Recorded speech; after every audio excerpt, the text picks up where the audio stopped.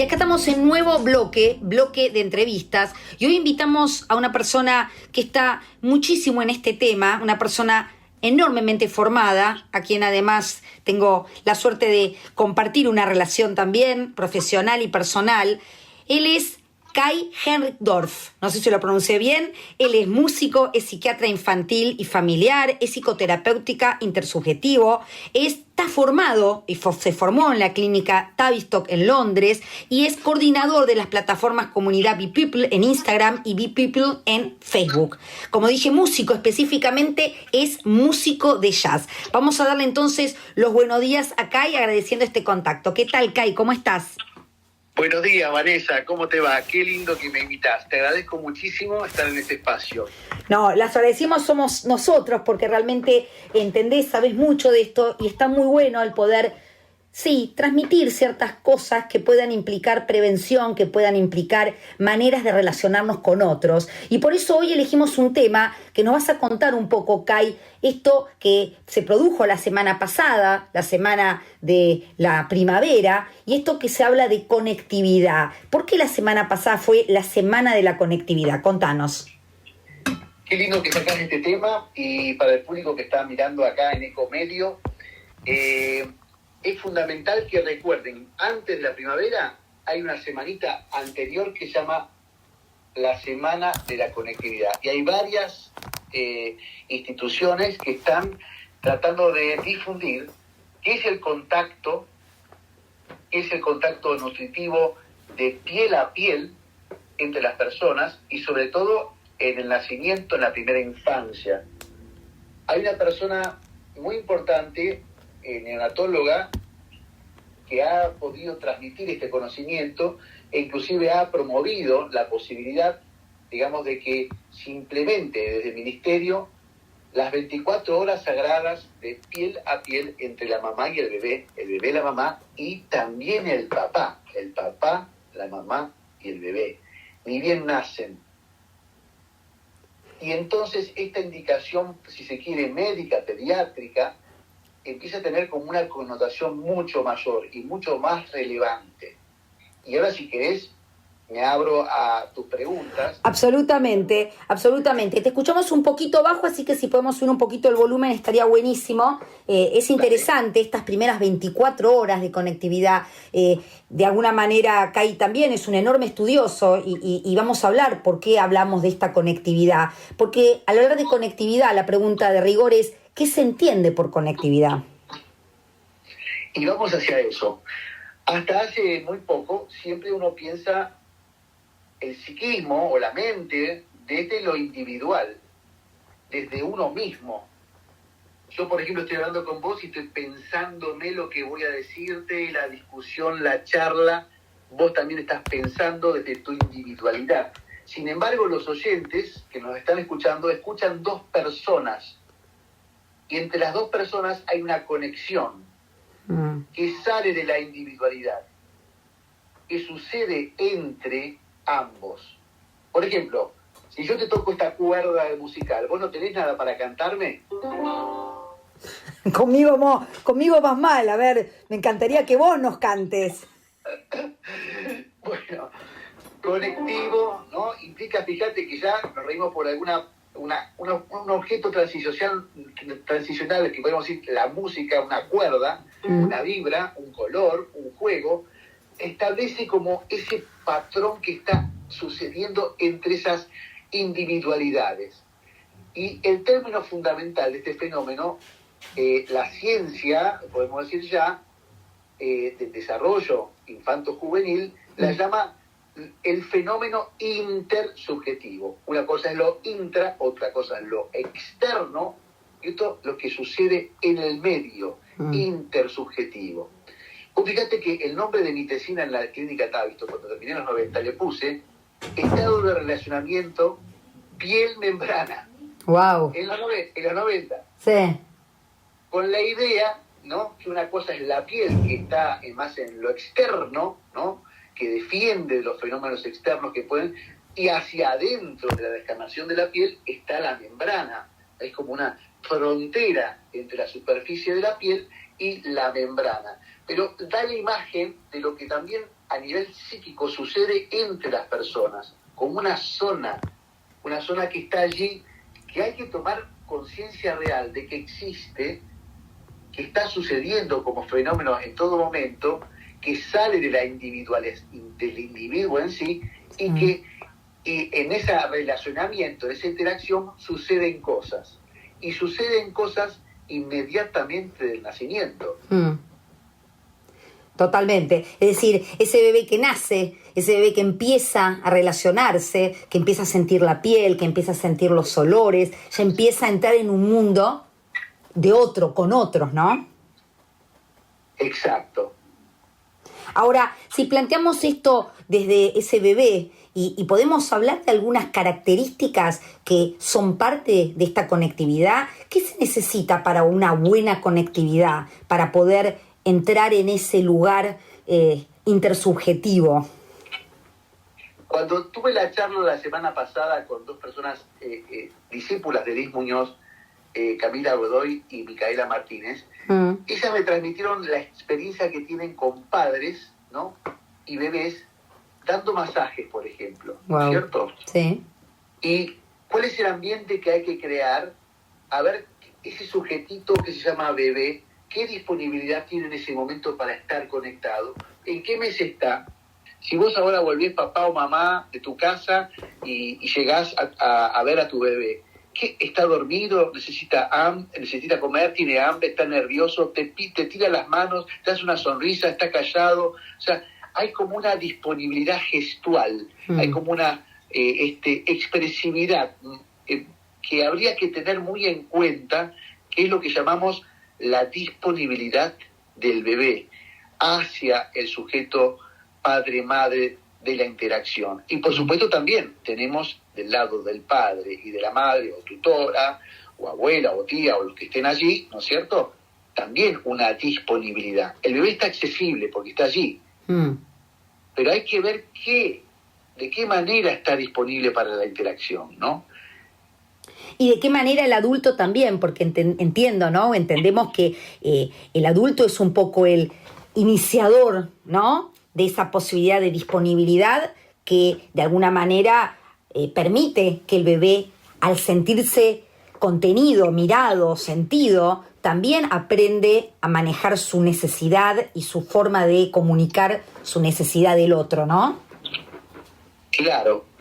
Y ahí, ¿sabés qué se me ocurre? Preguntarle a la audiencia que busque en su historia de vida la foto más antigua de bebé, ella o él, si estaba en un cochecito, si estaba a UPA, si estaba en la camita, si estaba en la cunita. ¿Qué expresión recuerda en su memoria de ese bebé que fue? Porque eso lo va a ayudar al momento de que se dé o no la interacción, vamos a llamarla suficientemente habilitante, enriquecedora, o como dice Liz Muñoz, nutritiva de piel a piel. Y ese término es lindo y me parece interesante. Vamos a llamar a estas dos profesionales que nombraste, porque cuando hablamos en general, ¿no?, y esto lo sabemos los que estamos en temas de bienestar, de salud, de niños, salud mental, que cuando hablamos de nutrición, obviamente que hablamos de mucho más que la comida, ¿no, Kai? Claro, y este punto es fundamental, porque la lactancia materna es fundamental, no vamos a decirlo, y todo el trabajo que se hizo de la pediatría, recuerdo, fundamental, volver al pecho materno y demás, pero ahora se agrega este gran valor, la importancia de la nutrición en el contacto afectivo profundo, disponible de uno hacia el otro, del otro hacia el uno, y cómo vivenciar ese fenómeno. Pareciera que la gente no está muy al tanto de lo que pasa. Sin embargo, en la experiencia que me contaban estas dos profesionales, el disfrute de ese momento, de esa conexión, de esa situación especial, de ese ambiente que se genera, no solamente da como dijiste la palabra, bienestar, sino también está secretando oxitocina, serotonina, placer, disfrute, relajación, como si fuera un potentísimo ansiolítico, sobre todo si el bebé viene de una situación de estrés ambiental o inmediata al nacimiento, ¿no? Sí, y qué interesante esto que decís, Kai, ¿no? Porque nosotros hablamos mucho en el programa de lo que es la teoría del apego, esta teoría vincular, estos primeros contactos con estas personas significativos, que en general son la madre, el padre, o que pueden ser otros adultos, y la importancia de cómo estas primeras relaciones son fundantes de cómo nos vamos a mirar a nosotros mismos, cómo vamos a mirar al mundo, cómo vamos a aprender a estar con otros a nivel relacional. Y digo, Bowlby también planteaba, el creador de la teoría del apego, o es uno de los más importantes, planteaba de este placer mutuo, ¿no? Porque entendamos que en la paternidad, en la maternidad, no solo es este placer del bebé o este bienestar, esta nutrición, sino que hay un espacio de coconstrucción, de corregulación y de disfrute mutuo, no solo del bebé, sino es decir, la idea de esto es el disfrute de los padres y del bebé en esta coconstrucción, ¿no? Qué lindo lo que decís, Vanessa, co-construcción. Y ahora digamos que es tres cuerdas que están así armonizando, ¿no? La de la mamá o la del bebé, la del papá y el bebé, y del bebé con la mamá y del bebé con el papá, ¿no? Hacen un acorde. Ahí están los tres. Claro, ¿no? Entonces, porque esta palabra que usís, opera en el vínculo. Si estamos hablando de Bowlby, ¿no? Que fue el fundador de esta teoría y sus posteriores investigaciones con sus colegas, podemos decir que no todos podemos acompañar suficientemente bien con auténtica espontaneidad y sentirnos libres y relajados al momento de interactuar. Bien. No todos. Exacto. ¿No? La mayoría, digamos que sí, que puede desarrollar esa plenitud saludable, confiable al momento de la interacción. Pero si nos están escuchando, vamos a decir que la mitad sí y la mitad no. Y de esa mitad no, que están ahora escuchándonos, les preguntaría, cuando llegan a su casa, ¿se establece esa mutualidad, para poner nombre de la mutualidad, ¿no? Esa base se genera, o cada uno se dispara con su celular a su cuarto, o cada uno está en la suya, y sí está el bebé ahí, pero bueno, le damos un chiche y lo entretenemos un poco, pero no conectamos lo suficiente para generar ese clima. Exacto. Ese clima de disponibilidad, como decís vos bien, Kai, ese clima de sensibilidad, porque, digamos, la sensibilidad y el entender qué necesita el otro es un paso posterior a primero conectar, ¿no? Porque si no conecto, no puedo saber qué es lo que necesita el otro y de la manera en que puedo darlo, ¿no?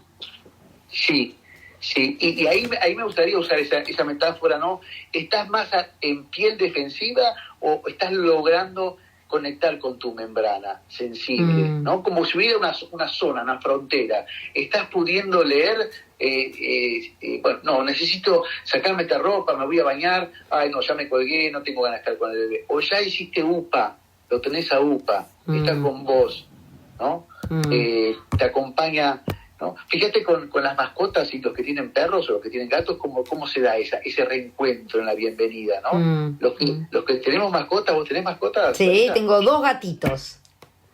¿Qué hacen cuando vos llegás de trabajar, por ejemplo? Y ahí están a los besos y están buscando, igual que los perros, ¿no? Que también tuve hace poquito que se fue, pero digamos, buscan esa posibilidad de conexión, ¿no? Buscan la mirada, buscan la presencia, el aquí ahora, el estar ahí, ¿no?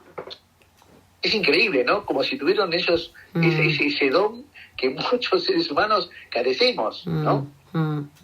Vienen, se acercan, se aproximan, te miran, se mueven, están como movedizos, te están diciendo que están muy, muy interesados y copados de verte, que te esperaron un montón de tiempo y están esperando ese abrazo y ese mimo y ese aliento, ¿no? De bienvenida y de saludo.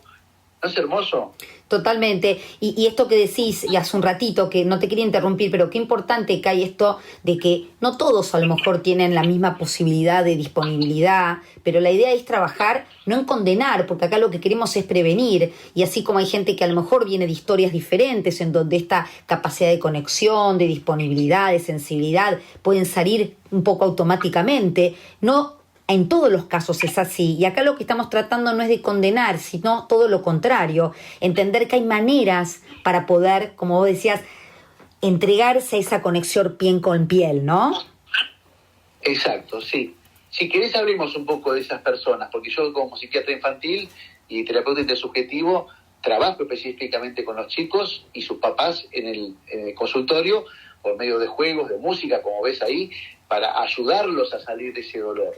Si vos le pusieras un nombre a ese dolor de la intersubjetividad, que no está segura, que no logran ese clima, ¿qué nombre le pondrías? Al clima de no poder conectar. Sí. Y, por ejemplo, distancia, frío. Uh-huh. Me parece que sería una manera de describir esta imposibilidad. Distancia, frío, y también puede ser ruido, ¿no? Porque puede haber mucho ruido en esa posibilidad de conectar con el otro, ¿no? Sí, sí, exacto, sí. Vos sabés que me pasa mucho en el consultorio que hay que caldear el clima un poquito antes, lúdicamente, para que se dé el estado de relación en la intersubjetividad. Al principio hay como una sensación de desierto, ¿no? O de vacío, o de expectativa, de cierto nerviosismo, ¿no? Se activa esta reacción al extraño que vengo a ser yo, el terapeuta, ¿no? El médico ahí, ¿no? Y vos ves ahí al papá o al nene, o si es muy obediente o muy travieso, o si el papá se guarda, toma distancia, o la mamá ya empieza a hablar directamente o no, o hay algunos que vienen muy verborrágicos y necesitan pasar al baño y después se instalan y tardan más y están nerviosos. Sí, evidentemente crear ese clima es difícil y por eso a lo mejor podemos saltar un poquito más cuando hablamos de esta niñez, de estos bebés, ¿no?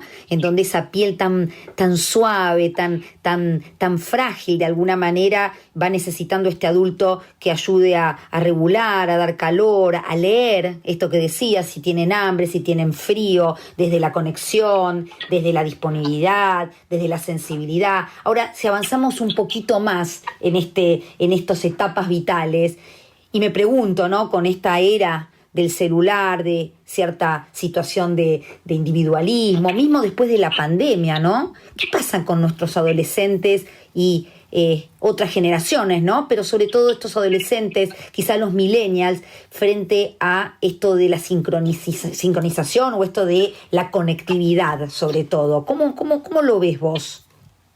Mira, realmente es un problema que estamos viendo todos los psicoterapeutas de niños, familias y de adolescentes. Y gracias por la pregunta porque es esencial.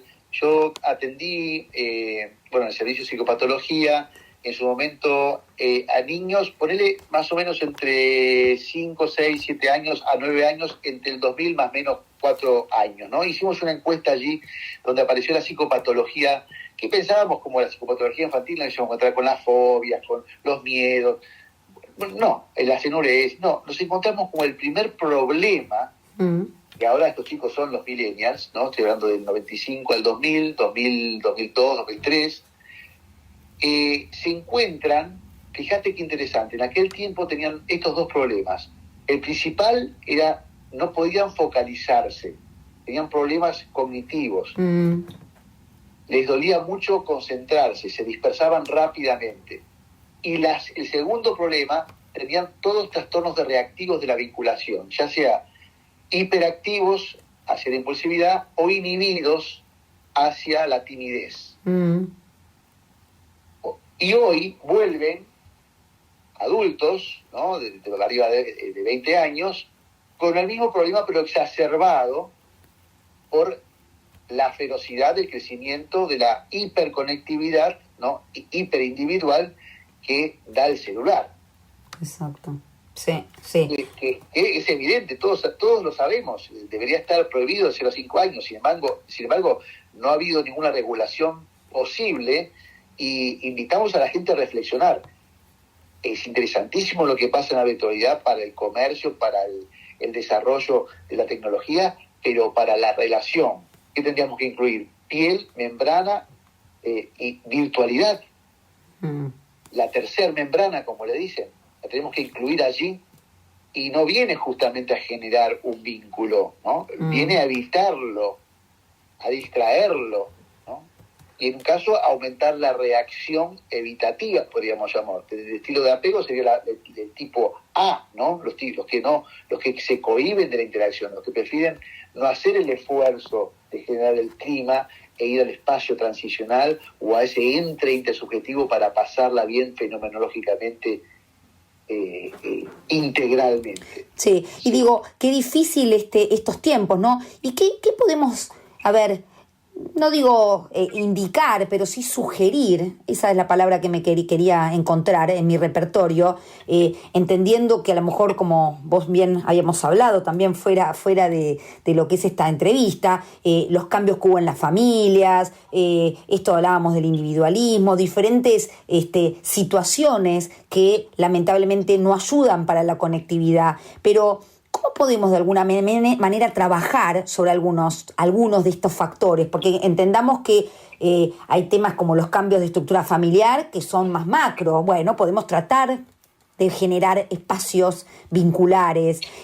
¿Cómo podemos incorporar la tecnología y las redes sociales de una manera que convivamos y no desconectándonos, ¿no? ¿Qué podemos sugerir a quienes están escuchando de cómo lograr esta conectividad? Bueno, qué linda la pregunta. Vamos a inventar algo, ¿no? Yo te diría que si viene la mamá y el papá y está un adolescente y el hermanito recién nacido, que alguno de los tres elija una canción en común para dejar la individualidad y de un celular, los demás apagados o todos conectados con la misma canción, esté ese clima que queremos generar, esa energía que los saque de la exigencia diaria, que los ponga en otra realidad, que se conecten visualmente, ¿no? Que se conecten físicamente, si les gusta darse un abrazo, ¿no? Que se descontracturen, que entren de alguna manera a esto que estamos promoviendo, ¿no? Salir de las situaciones de distancia o distanciamiento y promover, sí, por ahí afrontar un grado de exigencia de contacto que no estaría muy de moda, pero que sí, que nosotros tenemos que promover con claridad, ¿no? Para que se dé este juego, este fenómeno intersubjetivo, ¿no? Que pongan la brújula común, digamos, ¿no? Que logren de alguna manera saber que está pasando esto, que los cohíbe, los disocia o los carga más aún de energía, digamos, virtual, y tratar de salir de esa captura con alguna herramienta lúdica, musical, ¿no? Estas cuerdas, ¿no? O alguna reunión al lado de la mascota, o haciendo comida juntos.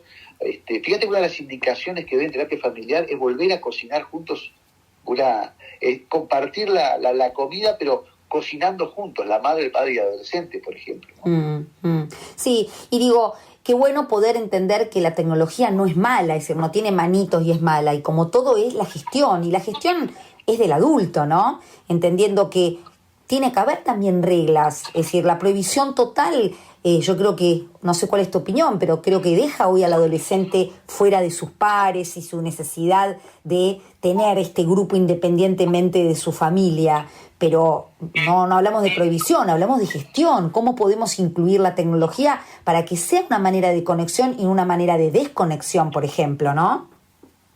Sí. Vos sabés que hay un autor que me gusta mucho que habla, que se llama Bifo Berardi. No sé si lo conocés. Bifo Berardi habla de la conjunción o la disyunción. Tener presente que el aparato puede uno usarlo para la disyunción, o sea, para la separación y separarse, esquizo, evitativo, o la conjunción. Depende de lo que uno timonee en ese momento, ¿no? Timonee, el handling y el holding, como dice. Sostengo ese espacio, afronto este espacio temible, nos vamos a disociar todos con el celular. ¿Lo encaro? Lo encaro ahora, conjunción. Dale, conectemos. sabemos que esto nos va a hacer mal. ¿Alguien toma la posta? ¿Alguien toma el timón? Sí. ¿Hacemos algo juntos? Bien, buscar esa conexión que naturalmente quizá en estos tiempos líquidos y rápidos generan ese trabajo para hacer algo que a lo mejor antes se daba o no, ¿no? Porque no es solamente compartir una mesa o echarle la culpa a la conectividad virtual, ¿no? El trabajo de la conexión creo que, si bien hoy es un poco más a lo mejor difícil, no implica que también era un trabajo antes. Hablando de conexión, desconexión, para ir redondeando nuestra conversación tan interesante de hoy, y de tu experiencia acá, y decía, contanos un poco de esto de la ansiedad social, esta ansiedad de vincularse con el exterior, que quizá, y la pregunta es, a ver qué te parece, y evidentemente, ¿no? Puede tener un link, puede tener una relación con este periodo también de aislamiento, en donde pareciera que el otro terminaba siendo un enemigo, que me podía contagiar, ¿no? Toda esta ansiedad social, dentro de lo que vos atendés en tu consultorio y tu experiencia, esta ansiedad social en los millennials, ¿considerás que es mayor que la que venía siendo? Después de la pandemia no cabe duda, esto con tacto o sin tacto, ¿no? La pandemia nos obligó a todos a estar sin tacto, ¿no? Literal, ¿no? No me conecto con el tacto con nadie, sí. Ni abrazo, ni lo toco, nada. Fue sin tacto, ¿no? Y eso dejó una marca profundamente en esta generación, sin duda, en todos, de temor, de distanciamiento, de saludo, distante. Más en los argentinos, que nos encanta abrazar, el mate y todo eso, que es todo contacto, ¿no? Es todo contacto afectivo. Somos muy cariñosos, muy expresivos, a diferencia de otras culturas, ¿no? Sin embargo, los millennials, además de nacer con esta tecnología, les toca estos 2 años de efectos profundos, muchos de ellos que quedan sin el tacto, sin la experiencia. Muchos adolescentes que terminan el colegio no pudieron hacer su ritual de tacto, ¿no? En el sentido de conectar con ellos liminalmente en las fiestas, irse de vacaciones, irse a quinto año a la fiesta, sí. Bariloche, lo que sea, se quedaron sin la experiencia tacto, ¿no? Entonces, hoy en día está muy de moda conectarse virtualmente, pero de ahí a pasar al contacto real, realmente se ha generado un gap, una ansiedad social, donde el afrontamiento a ese tacto se vuelve a veces muy inseguro, usando Bowlby, y muy inseguro y temible en algunos casos, ¿no? Donde las reacciones evitativas o exageradas también, ¿no? Ansiosas, ambivalentes, impiden que se resuelva el dilema de ese contacto, el disfrute, el clima, el abrazo, el mimo, ¿no? El intercambio de piel a piel, nutritivo, ¿no? ¿Te respondo? Totalmente, y yo creo que esto simplemente es una especie pequeño llamado de atención que empezó con la pandemia. Para mi criterio no es solamente la pandemia lo mostró, ¿no? Mostró esta imposibilidad de conexión y esta valoración por la conexión. Y ojalá que eso que faltó real del otro, del olor, de la conexión cara a cara, de la mirada, esa falta que cuando terminó la pandemia obviamente nos hizo valorar el contacto, no nos haga olvidar de esta necesidad de contacto, ¿no? Y que trabajemos todos para poder lograr esto que tiene que ver con la posibilidad de estar para un otro y ser para un otro, ¿no? Sí. ¿Cuánto tiempo tengo, Vané, para tirar un concepto? No, vamos a ir si querés terminando, pero podés, por supuesto, agradecidos de que nos quieras volcar algún comentario más. Y ¿sabes qué me gustaría mucho transmitir? Ya que somos los dos de la red de apego, estamos trabajando y vos das las charlas y coordinás fabulosamente, por lo menos un concepto de todo lo que se está hablando ahí, si bien es a nivel, por ahí si se quiere, técnico para profesionales, para psicólogos, donde basan sus intervenciones en el apego, me gustaría por lo menos un conceptito muy sencillo, ¿no? Que podemos decir, ¿no? Es el concepto del reencuentro. Bien. ¿Tenés ganas Me encanta. Después sigo vos, te sigo los pasos? No, dale, te escuchamos a todo oído, que es encantador y es muy interesante este concepto que nos estás compartiendo. Te escuchamos, dale. ¿Qué hablamos cuando hablamos de encuentro, entonces? Claro, el reencuentro en una valoración, si se quiere, epistemológica y técnica de las relaciones en la situación del extraño, una experiencia que se desarrolló y que nos permite entender qué es la seguridad o la inseguridad en el vínculo afectivo, si es el apego seguro o lo inseguro. Hay una fase de ese estudio que se llama el reencuentro, claro. Y que es qué pasa con ese niñito antes del año que quedó solito, cuando la mamá vuelve y se reencuentra con él. ¿Cómo reacciona? ¿Qué hace ese chico, esa nena cuando se establece de vuelta el reencuentro después de una separación? Cuando hubo un episodio de separación y de estrés.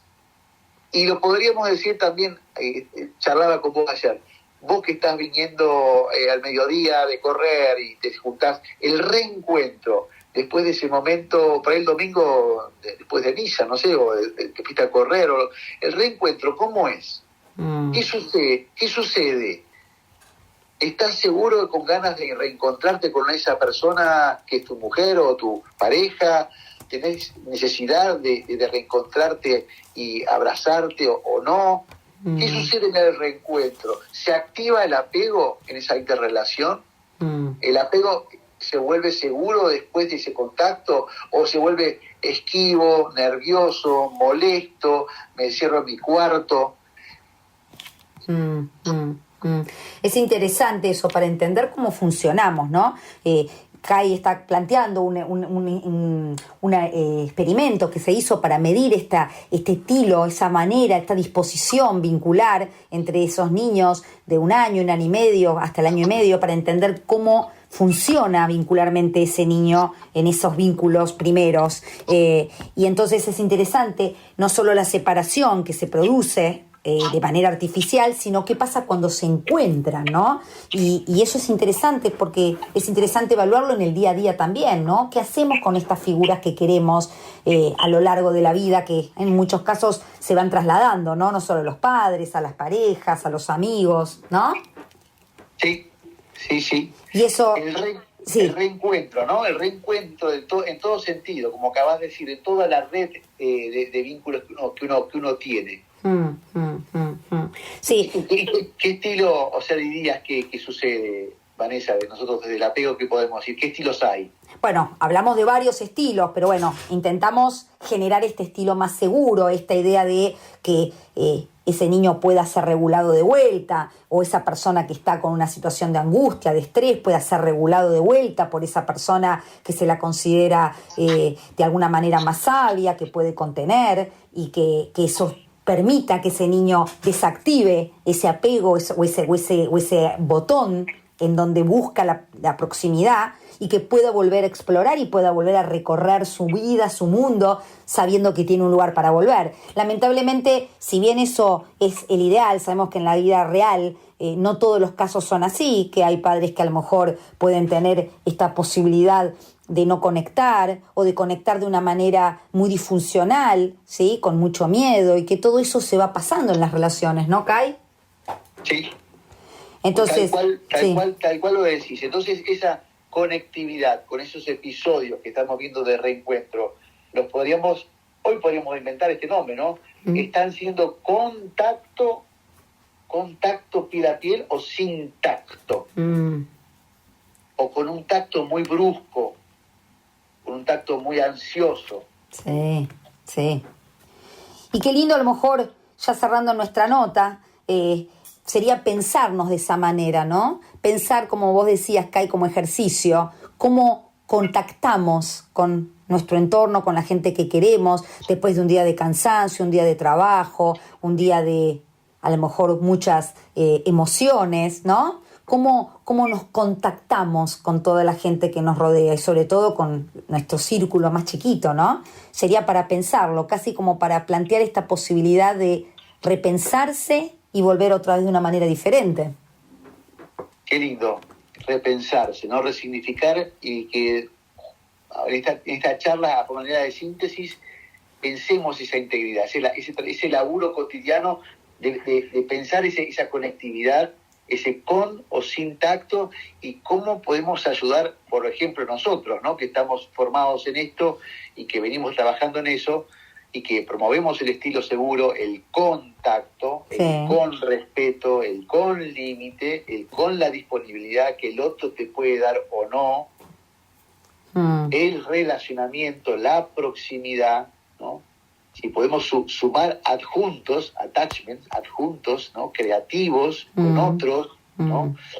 Que nos genere ese alivio, que nos inspire esas ganas de ir y saludar afectuosamente, dejar, digamos, ese dolor evitativo o ansioso con el que uno viene, encontrar la manera de ser conscientes que hay ahí entre los dos individuos un factor nutritivo que hay que cuidar, que hay que darle calidez, que hay que darle, mira esta palabra, ¿no? Ternura en serio, ¿no? Estilo de ternura en serio. ¿Qué sería eso? Sí, vamos a dejar y vamos a comprometerte para volver a tener otra entrevista, contacto, aunque no nos estemos viendo y no estemos con la posibilidad de la presencia, pero me quedo con esto último que decís, ¿no? La ternura y la idea de la repensar, ¿no? La idea de repensar cómo nos contactamos, cómo nos, digamos, vinculamos con el otro. Así que estamos recontra en tiempo y súper agradecidos, Kai, por este contacto tan nutricio que fue este contacto que pudimos tener esta mañana de domingo. Y ahí me despido con un acorde. Muchas gracias. Mira qué lindo sonó y no tan jazz. Así que vamos a agradecer a Kai Herrickdorf, que él es psicólogo, es psiquiatra infanto-juvenil y especialista en todos estos temas que tienen que ver con los vínculos.